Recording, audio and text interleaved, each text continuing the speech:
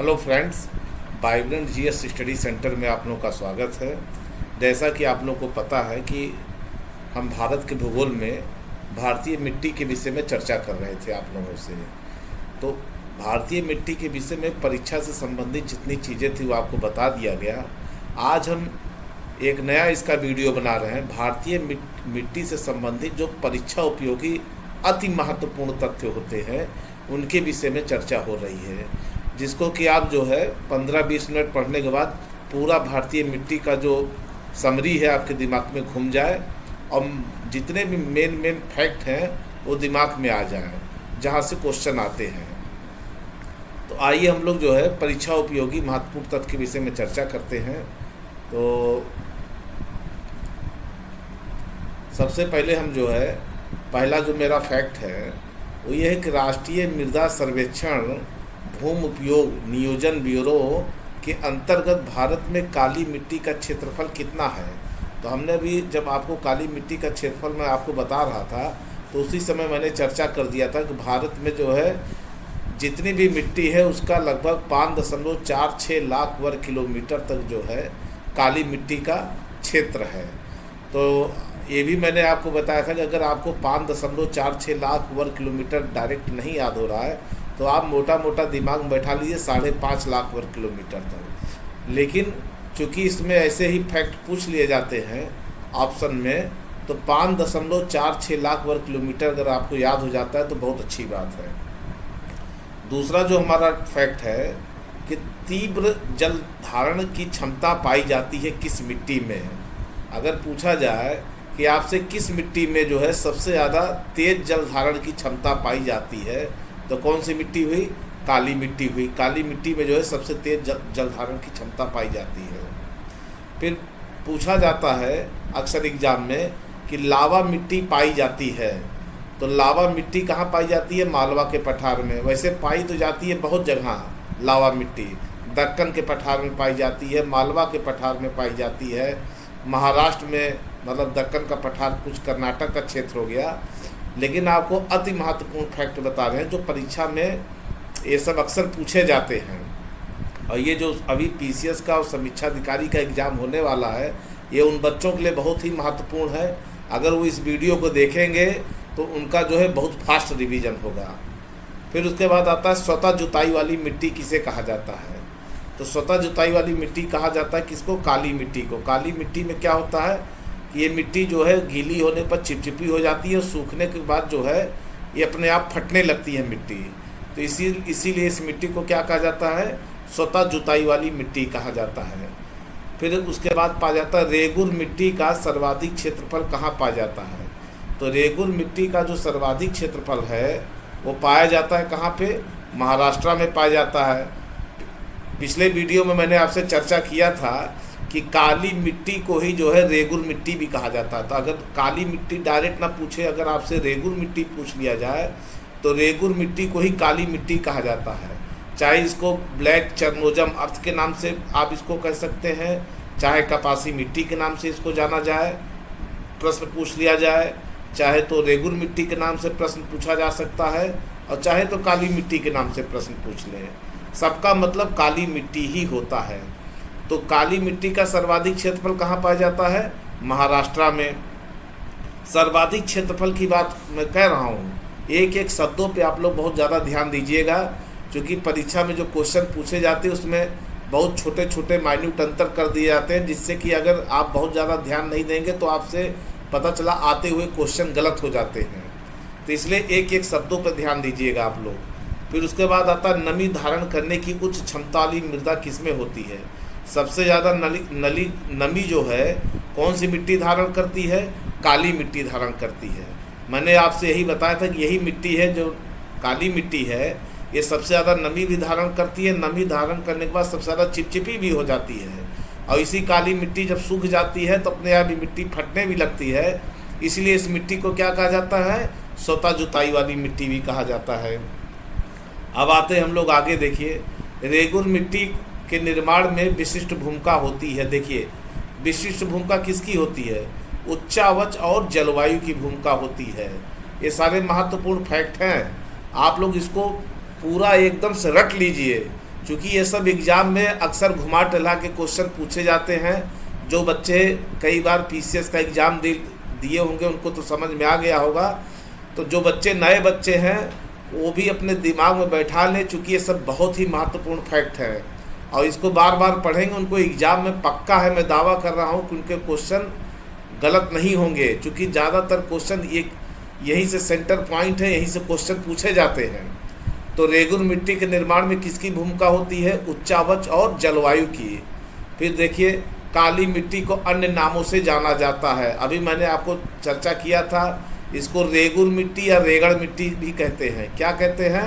रेगुर या रेगड़ मिट्टी भी कहते हैं, कपासी मिट्टी भी कहते हैं, और यह ट्रॉपिकल चरनोजम के नाम से भी जाना जाता है। क्या?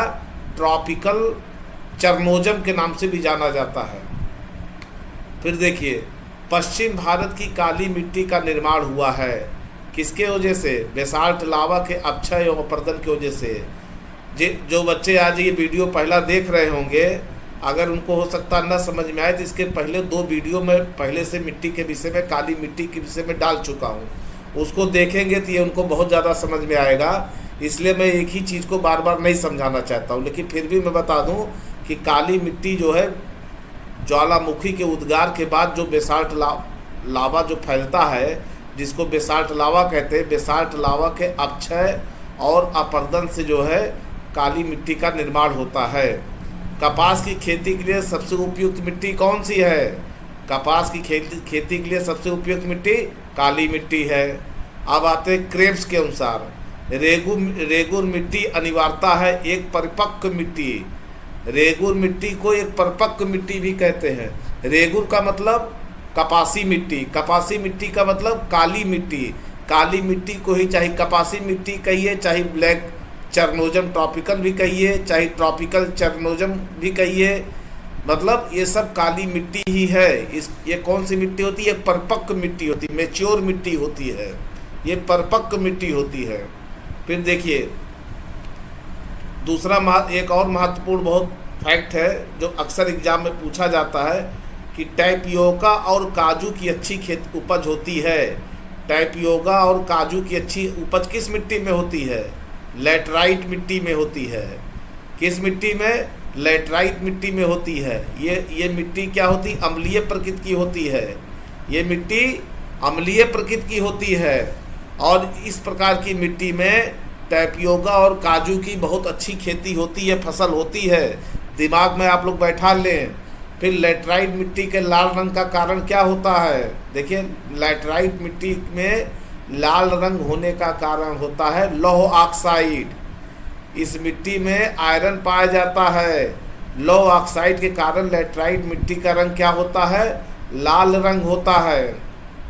वह मिट्टी जो लोहे का अतिरिक्त होने के कारण उर्वर होती जा रही है। कौन सी मिट्टी है? लैटराइट मिट्टी। इसमें लोहे की पर्याप्त मात्रा पाई जाती है, इसीलिए मिट्टी बहुत ज़्यादा उर्वर मिट्टी नहीं कही जाती है। बहुत ज़्यादा मतलब उर्वरा मिट्टी में इसकी गिनती नहीं होती है। फिर वह एक अगला टॉपिक अगला देखिए, वह मिट्टी जो भीगने पर मक्खन की भांति मुलायम परंतु सूखने पर कड़ी और ढेलेदार हो जाती है। कौन सी मिट्टी होती है? लैटराइट मिट्टी। लैटराइट मिट्टी क्या होती है? सूखने के बाद, इसका टेक्निकल पॉइंट है, सूखने के बाद ढेलेदार हो जाती है। ढेलेदार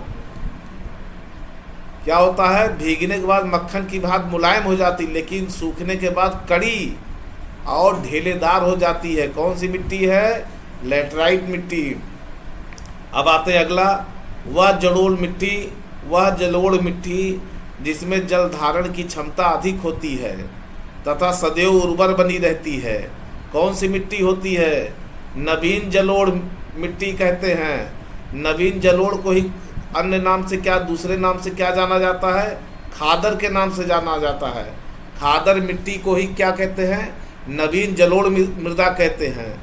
खादर मिट्टी को नवीन जलोढ़ मृदा कहते हैं और बांगर मृदा को पुरानी जलोढ़ मृदा कहते हैं। तो बांगर मृदा और खादर मृदा, ये दोनों मिट्टियाँ क्या होती है? जलोढ़ प्रकृति की मिट्टी होती है। जब नई होती है तो उसको नवीन जलोढ़ मृदा कहते हैं, जब पुरानी होती है तो पुरानी जलोढ़ कहते हैं। और नई जलोढ़ मृदा को दूसरे नाम से क्या जाना जाता है? खादर मृदा के नाम से। और पुरानी जलोढ़ को बांगर मृदा के नाम से जाना जाता है। फिर बांगर मिट्टी का रंग होता है, कौन सा रंग होता है? पीला या रक्ताभ भूरा। पीला या रक्ताभ भूरा। पीला और रक्ताभ भूरा को क्या कहते हैं? बांगर मिट्टी कहते हैं। पीला और रक्ताभ भूरा को बांगर मिट्टी कहा जाता है। भाबर मिट्टी पाई जाती है। भाबर कहाँ पाई जाती है? हमने आपको इसके पहले बताया था, जब शुरुआत में ज्योग्राफी पढ़ा रहा था मैं, उसी समय मैंने चर्चा किया। जो वीडियो पुराने, कुछ बच्चे जो हमारा पुराना वीडियो देखे होंगे उनको बहुत अच्छी तरीके समझ में आएगा। जो नहीं देखे होंगे वो देख लें।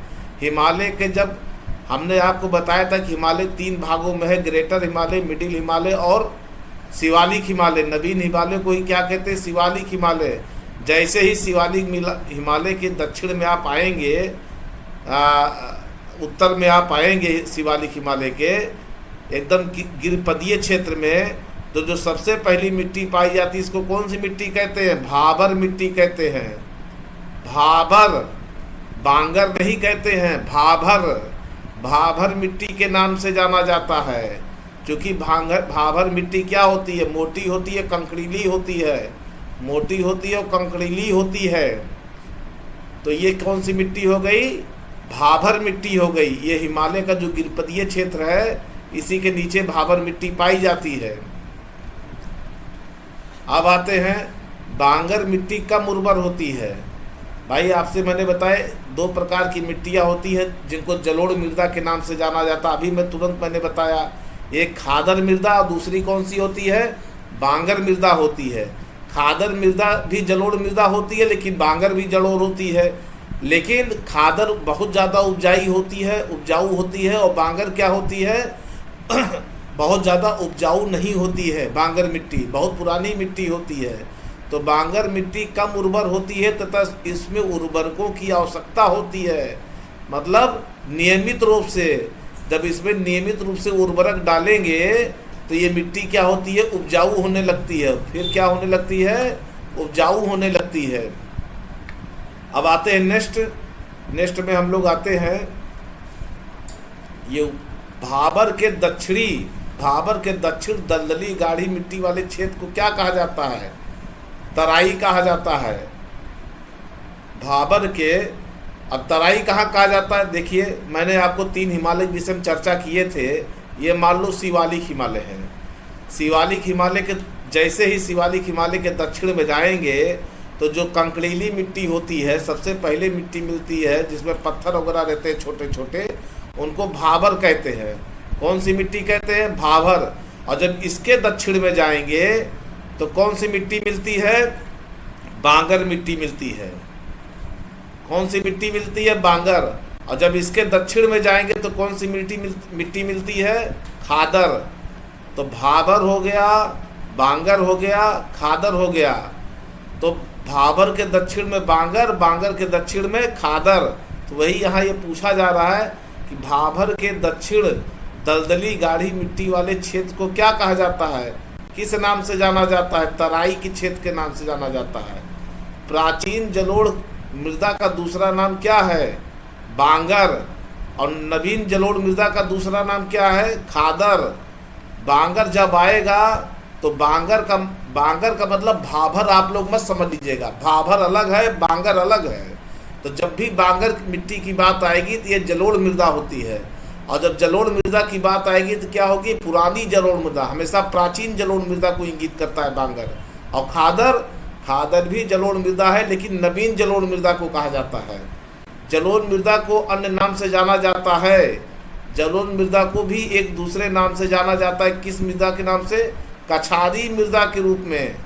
जलोढ़ मृदा को कछारी मृदा के रूप में जाना जाता है। कछार आप लोग जानते हैं, बहुत बच्चे शायद कछार नहीं जानते होंगे। नदी के जो किनारे वाला क्षेत्र होता है उसको कछार बोलते हैं। नदी के किनारे वाले क्षेत्र को क्या बोला जाता है? कछार बोला जाता है। तो वहाँ पे नदी के जो किनारे वाला क्षेत्र होता है, वहाँ जो मिट्टी होती है वो क्या होती है? जलोढ़ मृदा होती है, जिसको कि खादर मिट्टी के नाम से जाना जाता है। इस मिट्टी को और दूसरे नाम से क्या कहा जाता है? कछारी मृदा के रूप में भी इसको जाना जाता है। दोमट बलुई मिट्टी की जलधारण क्षमता अधिक होती है। दोमट बलुई मिट्टी की जलधारण क्षमता होती है, क्या होती है? सबसे कम होती है। जितनी भी मिट्टियां होती हैं, सबसे कम जल धारण की क्षमता किस मिट्टी में होती है? एग्जाम में सब क्वेश्चन बहुत पूछे जाते हैं, हर परीक्षाओं में पूछे जाते हैं। तो ये नहीं, रेलवे की परीक्षा, जितनी भी परीक्षाएं हैं, आईएएस, पीसीएस, रेलवे, जितनी भी, ये फैक्ट बीच बीच में पूछ करके आपको डिस्टर्ब करते हैं, आपको कंफ्यूज कराते हैं। तो इसलिए ध्यान में बैठा लीजिएगा कि सबसे कम जल धारण की क्षमता जिस मिट्टी में होती है, उस मिट्टी को क्या कहते हैं? दोमट बलुई मिट्टी कहते हैं। कौन सी मिट्टी कहते हैं? दोमट बलुई मिट्टी कहते हैं। ये जो दोमट बलुई मिट्टी लिखा हुआ है, इसमें सबसे कम जो है जल धारण की क्षमता होती है। भारत में सबसे बड़ा मिट्टी का वर्ग किस मिट्टी का वर्ग है? दोमट मिट्टी का वर्ग है। दोमट मिट्टी को भी जलोढ़ मृदा के नाम से जाना जाता है। तो क्या हुआ? जलोढ़ मृदा को किस किस नाम से जाना जाता है? जलोढ़ मृदा को कछारी मृदा के नाम से भी जाना जाता है। जलोढ़ मृदा को दोमट मिट्टी के नाम से भी जाना जाता है। तो आपको अनेक प्रकार के नाम मिले कि नहीं मिले, चाहे दोमट मिट्टी आ जाए तो भी हम उसको जलोढ़ मृदा समझेंगे, चाहे कछारी मिट्टी आ जाए उसको भी जलोढ़ मृदा के रूप में हम समझेंगे। और यही भारत में जितनी भी भारत में मिट्टियाँ पाई जाती हैं, अनेकों प्रकार की मिट्टियाँ, उसमें सबसे बड़ा वर्ग, अगर सबसे बड़े क्षेत्रफल में कौन सी मिट्टी फैली है, वो है बलुई दोमट मिट्टी। दोमट मिट्टी अर्थात जलोढ़ मृदा। जलोढ़ मृदा सबसे बड़े क्षेत्रफल में फैला हुआ है। अब आता है गंगा के मैदान की पुरानी कछारी मिट्टी कहलाती है बांगर। कछारी मिट्टी को क्या कहते हैं? जलोढ़ मृदा कहते हैं। और जब पुरानी कछारी मिट्टी हो तो उसको क्या कहेंगे? पुराने वाले को बांगर और नए वाले को खादर। तो बांगर खादर आप लोग दिमाग में अच्छी तरीके से बैठा लीजिए। अब आते हैं हम लोग जो है हिमालय की मिट्टी में किस चीज़ का अभाव रहता है। आपको जब हम मिट्टी वाला टॉपिक पढ़ा रहे थे, उसी समय मैंने आपको बोला था कि ह्यूमस की चर्चा हमने आपसे किया था। ह्यूमस क्या होता है? मिट्टी में जो जीव जंतु होते हैं, पेड़ पौधे की पत्तियां होती हैं, मिट्टी में जब मिल जाती हैं, सड़ गल करके मिट्टी में मिल जाती है, तो उससे ह्यूमस का निर्माण होता है। किस चीज़ का निर्माण होता है? ह्यूमस का निर्माण होता है। और ह्यूमस के कारण ही मिट्टी की उर्वरा शक्ति और बढ़ जाती है। मिट्टी की उर्वरा शक्ति और बढ़ जाती है। लेकिन जो हिमालय की मिट्टी होती है, उसमें ह्यूमस का अभाव रहता है। हिमालय की मिट्टियों में ह्यूमस का अभाव रहता है। करेवा मिट्टी की क्या विशेषता है? यह ताजे जल द्वारा जमा की गई मिट्टी होती है। जो मिट्टी ताजे जल द्वारा जमा की गई मिट्टी होती है, उस मिट्टी को क्या कहते हैं? करेवा मिट्टी कहते हैं। मृत्तिका का व्यास कितना होता है?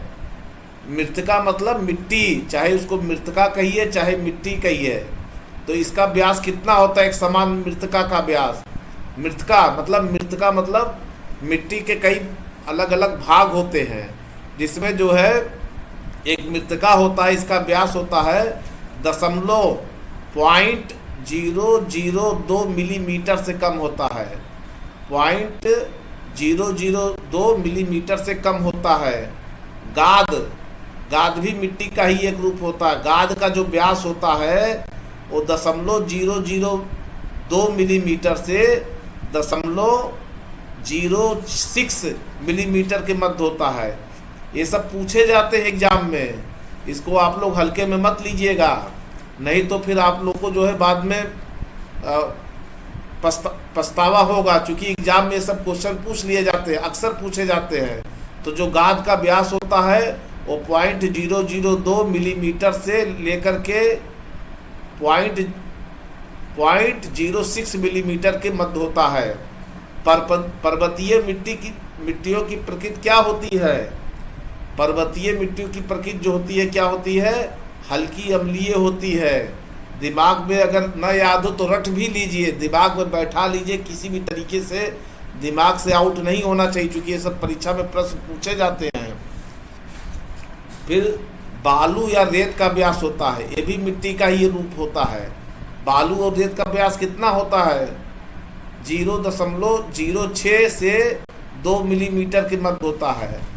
0.06 से 2 मिलीमीटर के मध्य क्या होता है, बालू या रेत का जो है, बालू या रेत का व्यास होता है। फिर वह मृदा जिसका पीएच मान 7 से अधिक होता है उसको क्या कहते हैं, क्षारीय मृदा कहते हैं। और जिस मृदा का जो है मान पीएच मान 7 से कम होता है उसको क्या कहते हैं, अम्लीय मृदा कहते हैं। तो क्षारीय मृदा की जब बात होगी तो उसका पीएच मान हमेशा 7 से अधिक होगा, और अम्लीय मृदा की जब भी बात होगी उसका पीएच मान हमेशा 7 से कम होगा। सामान्य फसलें उगाने वाली मिट्टी का पीएच मान होना चाहिए, जो आदर्श अवस्था होती है कितनी होती है, 6.0 मतलब 6 से 7 के मध्य होती है। तो क्या है, सामान्य फसलें उगाने वाली मिट्टी का जो पीएच मान होता है वो 6 से 7 के बीच होता है। किसके बीच, 6 और 7 के बीच होता है। तेजाबी मिट्टी को कृषि योग्य बनाने के लिए किसका प्रयोग किया जाता है, तेजाबी मिट्टी का मतलब होता है चूने का प्रयोग किया जाता है। तेजाबी मिट्टी का मतलब होता है अम्लीय। जब मिट्टी में अम्लीय की प्रकृति ज़्यादा हो जाती है तो उसकी अम्लीयता को कम करने के लिए क्या किया जाता है, उसमें चूना या लाइम मिलाया जाता है। चूना या लाइम मतलब चूना मिला देंगे तो उसकी अम्लीय प्रकृति कम होने लगती है। जैसे अब देखिए महत्वपूर्ण फैक्ट है, चाय बागानों के लिए किस प्रकार की मिट्टी की आवश्यकता होती है, चाय बागानों के लिए अम्लीय मिट्टी की आवश्यकता होती है। रेत एवं बजरी से युक्त मृदा को कहते हैं, क्या कहते हैं, मरुस्थलीय मृदा। रेत एवं बजरी से युक्त मृदा को मरुस्थलीय मृदा कहते हैं। मिट्टी में नाइट्रोजन का स्थिरीकरण करने वाले प्रमुख फसलें कौन कौन सी होती है, बहुत एग्जाम में पूछा जाता है, बहुत ही इम्पॉर्टेंट फैक्ट है और हर एग्जाम में लगभग पूछा जाता है कि मिट्टी में जो नाइट्रोजन का स्थिरीकरण होता है, मिट्टी में नाइट्रोजन का स्थिरीकरण किस फसलों के द्वारा होता है। तो कौन कौन सी फसलें हैं दिमाग में आप लोग बैठा लीजिए। अल्फा अल्फा हो गया, कौन सी हो गई, अल्फा अल्फा हो गया। फिर उसके बाद ड्राई बीन्स हो गया, ड्राई बीन्स, अल्फा अल्फा ड्राई बीन्स, देखिए ड्राई बीन्स। फिर आप देखिए यहाँ पे ये गार्बेंजो बीन्स है, फिर मटर हो गया, और फिर क्या हो गया, सोयाबीन हो गया और उड़द। इतनी फसलें हैं, इसको आप लोग दिमाग में बैठा लीजिए। पहला क्या है, अल्फा अल्फा हो गया। चूँकि मैं इस पे बार बार जोर इसलिए आप लोगों को दे रहा हूँ क्योंकि एग्जाम में इस तरीके से क्वेश्चन पूछते हैं। कौन कौन से, अल्फा अल्फा, ड्राई बीन्स, गार्बेंजो बीन्स, मटर, सोयाबीन, उड़द। ये क्या होता है, नाइट्रोजन स्थिरीकरण का काम, ये फसलें नाइट्रोजन स्थिरीकरण का काम करती हैं। फिर उसके बाद देखिए क्षारीय मृदा के उपचार के लिए प्रयोग किया जाता है पायराइट, जिप्सम और कैचा की हरी खाद का। कैचा नहीं है, सॉरी यहाँ पे गलत टाइप हो गया, ढैंचा, इसको कहते हैं ढैंचा। ये देखिए ढैंचा, ये यहाँ पे काट दे रहा हूँ, ढैंचा। तो क्या होता है, अभी मैंने आपको थोड़ी देर पहले बताया था, आप लोग ध्यान दें कि अम्लीय मिट्टी को अगर क्षारीय बनाना है तो उसमें क्या मिलाया जाता है। इसके विषय में मैंने आपसे जैसे मैंने कहा था, तेजाबी मिट्टी अर्थात अम्लीय मिट्टी को क्षारीय बनाना हो तो उसमें क्या मिलाते हैं, चूना मिलाते हैं, लाइम क्या मिलाते हैं, चूना मिलाते हैं। उसी प्रकार से क्षारीय मृदा जो होती है, क्षारीय मृदा अगर मृदा बहुत ज़्यादा क्षारीय है, उसको थोड़ा सा अम्लीय बनाना है तो उसमें क्या क्या मिलाते हैं। देखिए पायराइट हो गया, जिप्सम हो गया, ढैंचा, ढैंचा मिला है, ढैंचा एक फसल होती है मतलब, तो ढैंचा, पायराइट, जिप्सम और ढैंचा को मिलाया जाता है तो वो मृदा, उस मृदा में क्षारीयता कम होने लगती है।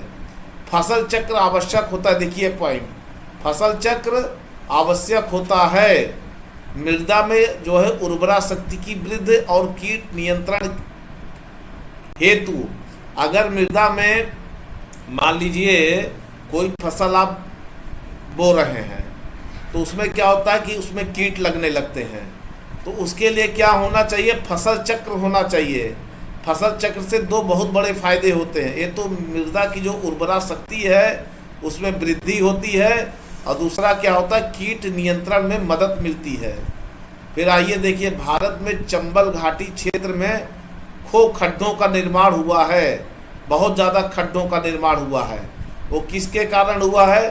अवनालिका अपरदन के कारण हुआ है। हमने आपको पिछले वाले वीडियो में बताया था कि जब पानी बरसता है, और देखिए पानी बरसता है जब मिट्टी के उस पर क्या होता है, मिट्टी पर पानी गिरता है तो मिट्टी कई भागों में टूट करके पानी के साथ बहना चालू कर देती है। कौन सी मिट्टी टूटती? जो मुलायम मिट्टी होती है। तो इससे क्या होता है, यहाँ पे दरार बनने लगता है और पानी जो है एक गली के माध्यम से जो है रास्ता बना करके निकलने लगता है। बाद में जब सूख जाता है तो दरार बनने लगता है। इसी को कहते हैं अवनालिका अपरदन। तो भारत में जो चंबल घाटी में खो गड्ढों का निर्माण हुआ है, उसका कारण क्या होता है? अवनालिका अपरदन होता है।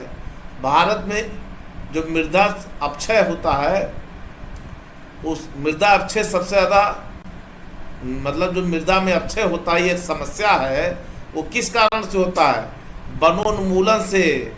वनों को ज़्यादा से ज़्यादा काटने से क्या होता है कि मृदा का बहुत ज़्यादा अपक्षय होने लगता है, अपक्षय होने लगता है। इसीलिए वनों को ज़्यादा से ज़्यादा ना काटें, वनों को ज़्यादा से ज़्यादा लगाएं। मृदा अपरदन रोका जा सकता है क्या करके? अधिक से अधिक वनों को लगा करके, अर्थात वनारोपण करके, अतिचारण एवं स्थानांतरित कृषि पर रोक लगाकर। हमने आपको बताया था जो स्थानांतरित कृषि है, इसी को झूम कृषि भी कहा जाता है। क्या कहा जाता है? झूम कृषि। स्थानांतरित कृषि को ही झूम कृषि कहा जाता है।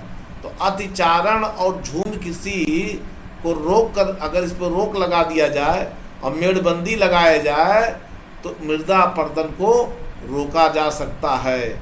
मिट्टी की क्षारीयता को बदलने और खारेपन को हटाने के लिए प्रयोग किया जाता है। किसका किया जाता है? अभी मैंने तुरंत आप लोग को बताया था, जिप्सम और पायराइट का। जिप्सम को अन्य दूसरे नाम से क्या जानते हैं?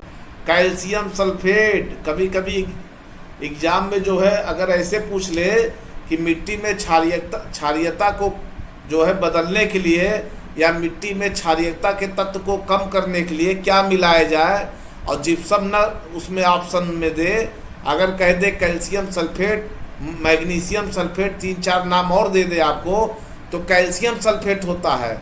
तो कभी कभी जिप्सम न दे करके उसकी जगह कैल्शियम सल्फेट दे दे।